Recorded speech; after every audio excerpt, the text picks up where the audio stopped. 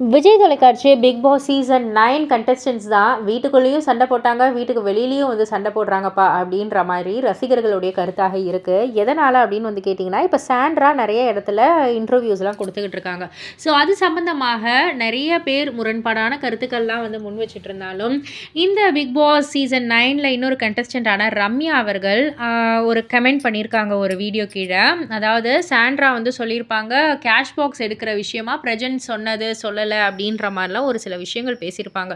So அதற்கு ரம்யா வந்து என்ன அனுப்பிச்சிருக்காங்க, என்ன கமெண்ட் பண்ணியிருக்காங்க அப்படின்னா, உன் புருஷன் தான் எடுக்க வேணான்னு சொன்னார், ஐ ஹாவ் ப்ரூஃப், நான் வந்து வாய்ஸ் ரெக்கார்டே வந்து வச்சுருக்கேன், உன் புருஷன் சொன்னது எல்லாத்தையும் சும்மா சொல்லணும்னு சொல்லக்கூடாது, எப்போ பாரு எல்லாரை பற்றியும் தப்பாகவே பேசிக்கிட்டு, நீயும் உன் புருஷனும் விக்ரமும் சபரியும் நீங்கள் மட்டும்தான், நீங்கள் 4 பேர் மட்டும்தான் நல்லவங்க, அதானே சொல்கிற எல்லா இடத்துலையுமே, நீங்கள் 4 பேரை தவிர மிச்சம் 20 பேருமே கெட்டவங்களாகவே இருந்துக்கிறோம் போதுமா அப்படின்ற மாதிரியான ஒரு கமெண்ட்டை தான் அவங்க வந்து பதிவு பண்ணியிருக்காங்க.